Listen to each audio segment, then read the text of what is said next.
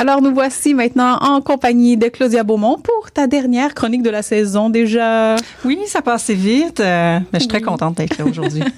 Merci pour toute cette curiosité là, autour des technologies. Ça a été très pertinent. Et là, la dernière chronique, tu poses une grande question quand même. Oui, un peu philosophique, hein, on dirait. En fait, c'est le fruit de plusieurs réflexions, des échanges qu'on a eus ensemble aussi au cours des dernières semaines.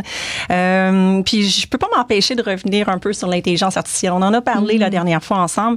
Puis ça m'avait marqué parce que tu me dis que toi, t'étais pas vraiment intéressé par l'utilisation de ChatGPT. T'avais l'air à te tenir loin de ça. Puis tant mieux, j'aurais le goût quasiment de faire en fait une entrevue juste pour ce sujet-là avec toi, mais juste par curiosité, comment tu fais au quotidien pour gérer le flux incessant d'informations là-dessus? On en parle tellement, là. Donc, est-ce que tu es un peu tanné d'entendre parler ou tu sens presque l'obligation d'embarquer éventuellement pour ton travail? Comment tu vois ça? Moi, j'ai aucune pression à mon travail d'utiliser l'intelligence artificielle. De toute façon, je m'y refuserais corps et âme s'il le fallait, bien honnêtement. Et puis, dans le fond, j'essaie plus de me tenir informée sur ce qui est dit autour de l'intelligence artificielle, de ce à quoi ça peut servir, puis dans quoi ça peut être positif, mais aussi beaucoup les écueils, puis les pendants négatifs de l'utilisation de toutes ces formes-là. T'en as abordé plusieurs dans ta chronique, d'ailleurs, qui étaient fort intéressantes. Puis l'impact sur les jeunes, l'impact au niveau psychologique, sur notre capacité en tant qu'humain à réfléchir, en tout cas, tout ça. Donc... Oui, et aussi, c'est ça, l'impact environnemental gigantesque. Oh mon Dieu, ça aussi. Quand on se rend compte pour une question, qu'est-ce que ça veut dire au niveau environnemental, c'est épouvantable. Exactement. Moi, de mon côté, on en parlait. Donc, moi, j'arrive du milieu des technologies. Je baigne là-dedans. Je suis passionnée de ça. Mais je dois dire que je suis toujours un peu en conflit. Donc, j'arrive ici avec justement un regard plus critique sur la technologie. J'ai l'impression de me faire enfoncer un peu dans la gorge ces derniers temps avec l'intelligence artificielle. Puis même, un autre appareil dont on commence à être habitué parce qu'il est partout, c'est le cellulaire. Il y a quelques années, on avait peut-être l'impression que c'était un luxe d'avoir un appareil comme ça. Et ça coûte cher encore aussi. Ça coûte cher. Mais là, maintenant, puis il y en a qui commencent à s'intéresser à ça aussi, cette notion de luxe-là. On a l'impression que c'est plus le contraire. C'est devenu un luxe de pouvoir s'en passer. Même de le laisser comme dans un tiroir pendant un week-end ou pour partir en vacances. On dirait que c'est pas facile. Qui peut se permettre ça? Même des fois, ça peut faire en sorte qu'on passe à côté d'opportunités, même professionnelles. Alors, c'est un peu ça qui m'a inspiré la rencontre aujourd'hui. Je me suis dit, je suis sûre que je suis pas la seule, à ressentir une pression malsaine à utiliser des technologies qui sont formidables, qui nous aident au quotidien, mais qui sont hyper envahissantes dans différentes sphères de notre vie. On parle donc d'une surdose de technologie, puis ça prend au sérieux parce ça crée des dépendances, ça a des effets sur la santé physique, mentale. C'est presque une drogue quand on y pense. Ah oui, carrément. Puis c'est hyper insidieux. Puis justement, alors que les technologies sont très attrayantes, que tout le monde en veut, ça demeure ça. C'est en vogue, c'est un incontournable. Il y a des mises en garde qui concernent aussi la dépendance à ces technologies-là. Donc, la dépendance, est-ce que ça passe inaperçu dans tout ça? Je dirais que oui, c'est vrai. On dirait que c'est pas le message le plus dominant présentement. Mais j'ai l'impression qu'il y a des bonnes nouvelles, que je commence à percevoir des signaux. Puis il y en a un, je vais vous parler aujourd'hui, toujours en lien avec le luxe. On voit donc émerger des signaux de désintérêt chez des groupes de personnes qui sont généralement assez importants pour les gens de la Silicon Valley, ceux qui nous fournissent ces technologies. Puis je vais vous parler, en fait, des ultra-riches. Des riches, le 1% de la planète. Je trouvais ça intéressant de m'y attarder. Puis je vais vous citer un article du Hollywood Reporter. J'ai pas l'habitude vraiment d'aller fouiner de ce côté-là, mais je trouvais ça intéressant, la tendance qu'ils ont perçue chez les plus riches qui disent qu'il y a un engouement pour la maison déconnectée.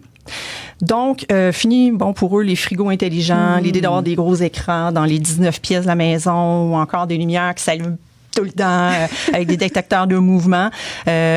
Donc là, on dirait qu'on veut tirer la plug de ce côté-là et ces groupes de personnes-là, ils veulent des maisons, donc, le plus simple possible. Ils misent sur la durabilité et pas avoir de mots de passe pour gérer leur cafetière. C'est ça. Là, ça a l'air un peu rigolo dit comme ça, mais quand on s'y intéresse, on se dit, c'est quand même les gens les plus riches de la planète, souvent eux qui vont dicter un peu des besoins, si on veut, matériels.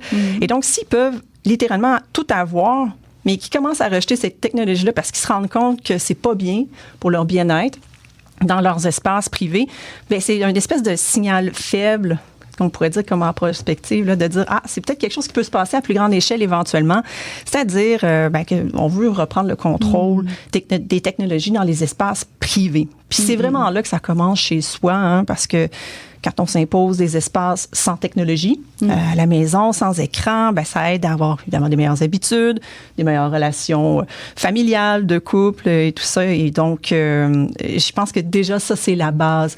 Si on peut se permettre d'avoir ces espaces sans écran. Je sais que c'est pas tout le monde. Des fois, on peut avoir un appartement plus petit. C'est pas évident de se priver de la technologie, mais je veux juste donner un truc bien simple que moi, j'ai commencé parce que mon téléphone, il est tout le temps à me suivre partout. Si on veut se couper de l'espèce de petite habitude impulsive là, de dire ouais, il y a quelqu'un qui m'a répondu ou je laisse mon téléphone branché dans un coin. Donc là, juste le fait de se déplacer pour aller consulter notre appareil, ben des fois le fait d'y penser, ben ça fait en sorte qu'on y repasse 2 fois, puis on va pas tout le temps avoir cette espèce de geste compulsif là. L'idée, hein, c'est vraiment, on revient beaucoup à ça, les habitudes, de briser ça. Donc de pas l'avoir trop proche de nous. Là, exact. Ça peut être déjà un petit truc. On laisse avec le corps quasiment dire ben il est là, il est attaché, mettez-y une chaîne. Mais c'est une façon déjà de se faire un petit espace près chez soi, sans technologie. Et on voit même que la mise en place de ces espaces déconnectés là, déborde sur la sphère publique, comme avec l'interdiction de cellulaire dans les écoles québécoises dès septembre prochain, qui crée toutes sortes de remous dans la communauté.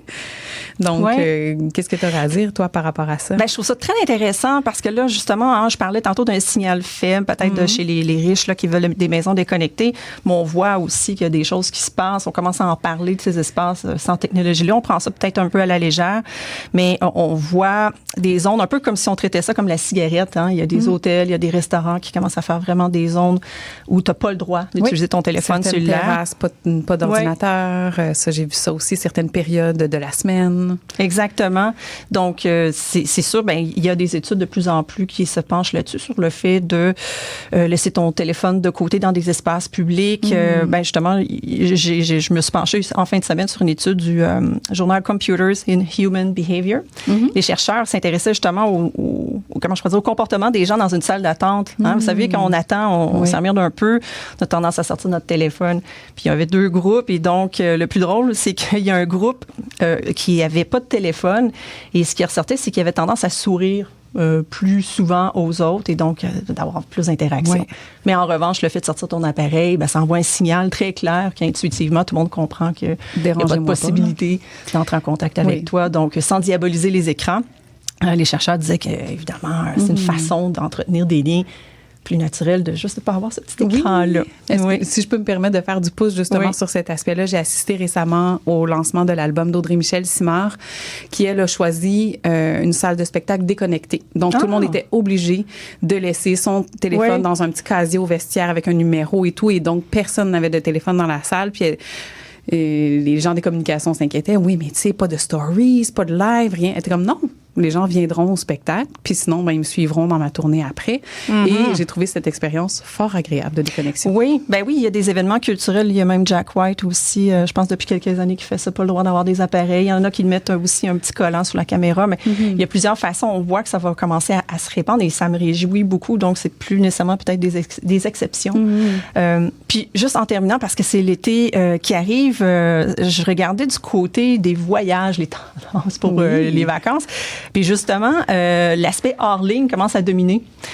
Donc, on parle beaucoup. Il y avait un article de la BBC qui a attiré mon attention, qui disait que, bon, tout ce qui est les hôtels, autant du type à la White Lotus, qui vont faire des expériences extraordinaires ou des détox techno dans des petites cabines perdues dans le bois, il y a un fort, fort engouement.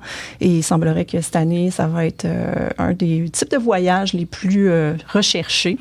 Puis pour ceux qui s'inquiètent, là, il y a une étude qui a été faite là-dessus. Il dirait que ceux qui sont un peu accros à leur téléphone vous disent hey, comment je peux faire ça? Il paraît que c'est les 24 heures les pires. Donc, les gens qui font ça, ils disent c'est là qu'il faut s'occuper de notre monde parce qu'ils virent un petit peu fou.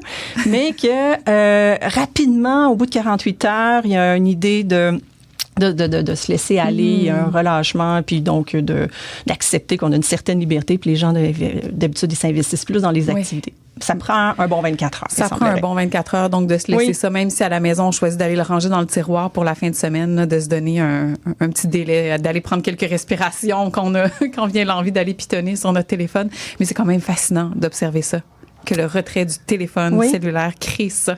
Donc, oui, parce que c'est encore des habitudes. Hein, les dépendances sont toujours comme ça. Alors, pareil pour les jeux du hasard ou enfin les drogues aussi. On faut vraiment le traiter de cette façon-là. Donc, on voit que c'est partout. Puis c'est un peu la conclusion. Oui, je me dis des fois, on dirait qu'on le traite comme un luxe de pouvoir s'en passer.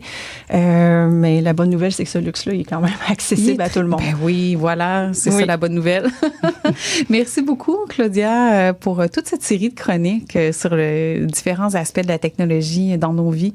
Ça a été un grand plaisir de partager le micro avec toi. Ça a été un très grand plaisir d'être avec vous aussi. Merci de l'invitation. Je te souhaite un excellent été déconnecté peut-être. Oui, absolument. C'est ce que j'allais dire. Merci. Merci.